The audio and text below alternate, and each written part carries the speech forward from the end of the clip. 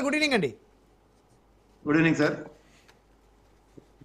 ఒక TDP MLA వ్యాఖ్యల్ని YCP MLA బలపరచడాన్ని ఎలా చూద్దాం కేఎస్ ప్రసాద్ గారు? ముందుగా రాజ్ న్యూస్ ప్రేక్షకులకు నమస్కారం, అలాగే ప్యానల్లో ఉన్న మిత్రులకి మీకు కూడా నమస్తే సార్. ఒకటి నేను చాలా కేటగిరీగా చెప్పగలను, బోండా ఉమ్మ గారికి మంత్రి పదవి కావాలి అని చెప్పి చాలా బాగా మాట్లాడాడు, ధన్యవాదాలు.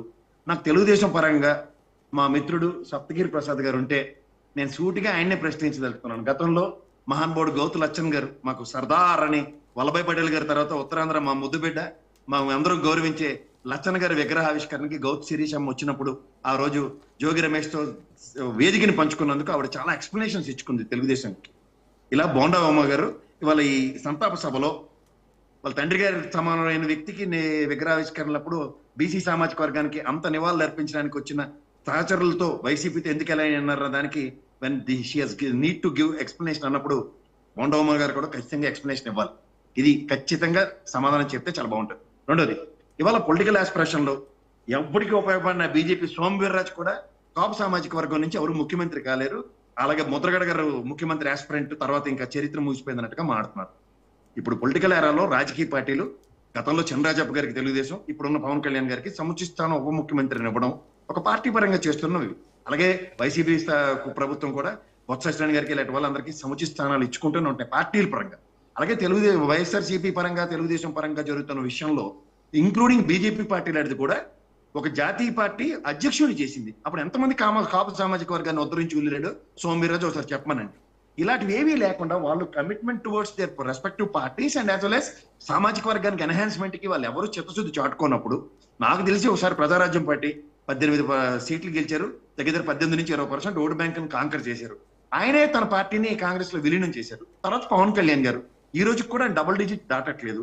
సో ఒక ప్రస్థానంలో ఇవాళ జనసేన ఒక కాపు సామాజిక వర్గ పరంగా ఒక పార్టీ అనే విధి విధానాలతో నియమాలతో properties over period of time ఇవాళ కాకపోయినా 10-15 ఏళ్ళకి డౌన్ ద లైన్ ఆయన ఒక సామాజిక వర్గంగా ఎన్హాన్స్ అవ్వడానికి అవకాశం ఉంటే దాన్ని కూడా తృణప్రాయంగా ఏది పడితే అది మాడుతున్న సోమవీర్రాజు లాంటి వాళ్ళు ఖచ్చితంగా ఖండించాలి. మూడోది, ఒక పొలిటికల్ ఏరాలో కొన్ని ఆస్పిరేషన్స్ తో కొన్ని పార్టీలు ఉంటాయి, కొన్ని సందర్భాల్లో వాటిని ఇంకొక పార్టీలతో పొత్తులు పెట్టుకుంటారు, ఇవన్నీ జరుగుతున్న పరిణామాలు. కానీ లేచిందే ప్రయాణం అన్నట్టుగా కుదిరితే కుదరనట్టుగా మాట్లాడడం ఎంతవరకు? ఇప్పుడు తోట త్రిమూర్తులు గారు ఉన్నారు, గతంలో అంబటి రాంబాబు గారు, పేర్నాయన గారు, వీళ్ళందరూ సామాజిక వర్గ పరంగా ఎక్కడ పడితే అక్కడ ప్రతి వేదికలను పంచుకుని మాట్లాడుతున్నారు. వీళ్ళు వాళ్ళ నియోజకవర్గాలకు మాత్రమే పరిమితం. అలాగే లేదంటే ముద్రగడ గారు లాంటి మహనీయులాగా ఖచ్చితంగా సామాజిక వర్గం పరంగా నాకు పదవులు కాదు, నేను రాజకీయ అర్హులు చూసుకోలేదు, నాకు సామాజిక వర్గానికి సముచిత స్థానం అన్న ఎజెండా తోడన్న పార్టీల పరంగా పనిచేస్తే డెఫినెట్ గా మనం గ్యారంటీగా అలాంటి వ్యక్తుల కోసం సామాజిక వర్గం ఎదురు చూస్తుందన్న కోణంలో మాట్లాడితే we definitely welcome it and we appreciate it sir. అంతేగాని సొంత ఎజెండాలు పట్టుకుని వచ్చి ఒకళ్ళేమో మంత్రి పదవిని ఆశించడానికి, ఇంకోళ్ళు ఈ పార్టీల పరంగా ఐక్య వేదికలు మొత్తం సామాజిక వర్గం అంతా ఏకతాటి మీద కావాలంటే రండి, మీరు అందరూ పార్టీలకి రాజీనామా చేసి కాపు ఐక్య వేదికలు ఫస్ట్ ఒక తాటి మీదకి వచ్చి తర్వాత మాట్లాడండి అందరూ, ఎవరు కాదంటారు? అలాంటి అవకాశాలు ఏవి తీసుకోరు. ఎంతో మంది సామాజిక వర్గ పరంగా చిత్తశుద్ధి చాటుకుంటూ వాళ్ళ commitment levels towards the respective parties చూపిస్తున్నారు. వాళ్ళ నియోజకవర్గంలో సామాజిక వర్గ పరంగానే గెలుస్తున్నారు. వాళ్ళు ఖచ్చితంగా రాజ్యాధికారం పదవులు వచ్చిన తర్వాత వాళ్ళు ఏం చేస్తున్నారో ఒకసారి అందరికీ తెలిసిన ట్రాక్ రికార్డే. మహానుభావుడు పొట్టి శ్రీరాములు గారు మనకి భిక్షగా ఇచ్చిన ఈ రాష్ట్రం ఈ రోజు దాకా ఆయా సామాజిక వర్గాలకి ఎంతమంది సముచిత న్యాయాలు చేశారు, ఎంత రాజకీయ అరంగేట్రాలు చేయించగలిగారు చూద్దాం, మాట్లాడదాం. మనకు భూమి పుట్టుకాడి నుంచి ఉన్న బొత్స సత్యనారాయణ గారు, గంటా శ్రీనివాస్ గారు, అవంతి శ్రీనివాస్ గారు, కొత్తగా వచ్చిన మన ఈ రోజు ఎవరినైనా చూసుకోండి జనసేన పార్టీ పరంగా వీళ్ళందరికీ రాజకీయ వేదికలు పార్టీలు అవకాశాలు కల్పిస్తున్నాయి. కానీ వాళ్ళు గెలవకపోతే ఐక్య% గా ఓటు బ్యాంకులు స్థిరీకరించుకోకపోతే కన్సాలిడేట్ గా 20-25% ఉన్న ఓటు బ్యాంకులు ఆయా నియోజకవర్గాల్లో కూడా వాళ్ళ పట్టులు సాధించినప్పుడు ఎవరు మాత్రం ఏం చేస్తారు? ఇప్పుడు మా ప్రసాద్ గారు ఉన్నారు, ఇది committed soul to the respective party ఎంత సముచిస్తానాలు ఇచ్చేస్తుంది. నాకు మీకు ఆయన ఎప్పటి నుంచో మిత్రుడు, సుపరిచితుడు. రాజకీయ అవకాశాలు కలిగించినప్పుడు ఇవాళ కొన్ని సామాజిక వర్గ పరంగా ఎవరు పడుతుంది ఏది పడితే అది మాడుతుంటే ఎట్లా అవుతుంది చెప్పండి? దాన్ని ఎంత బంగారం పల్లెకైనా గోడ చెరికి కావాలన్నది నానుడు. ఈ నానుడిలో ఇవాళ నిజంగా ఈ సామాజిక వర్గం అన్నది రాజకీయాల్లో 10 అడుగులు పరిగెడుతున్న వాడికి 2 అడుగులు సహకరిస్తుంది. ఒక నీళ్ళు ఇవ్వడానికో లేదంటే కన్నతల్లి పార్టీలు పరిరక్షించుకోవడానికి. అది శాశ్వతంగా జరుగుతున్నాయి రాజకీయ పార్టీల పరంగా.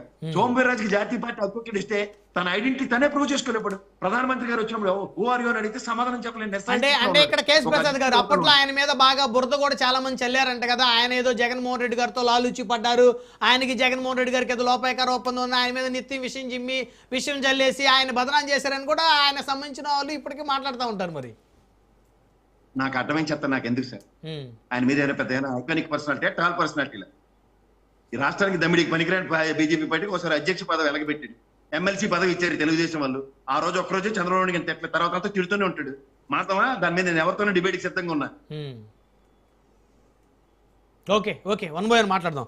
మనతోటి దాసరి కిరణ్ గారు ఉన్నారు, జనసేన పార్టీ రాష్ట్ర అధికార ప్రతినిధి. దాసరి కిరణ్ గారు, గుడ్ ఈవినింగ్ అండి. గుడ్ ఈవినింగ్ బ్రహ్మనాయుడు గారు.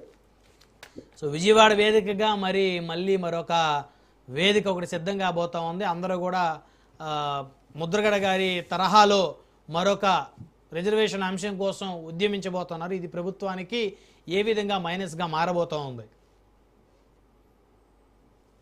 అందరికీ నమస్కారం అండి. బ్రహ్మనాయుడు గారు, ఈ సోకాల్డ్ లీడర్లందరికీ నేను అదే కమ్యూనిటీలో పుట్టిన యువకుడిగా నేను ఏం చెప్తా ఉన్నానంటే, ఫస్ట్ అసలు కమ్యూనిటీ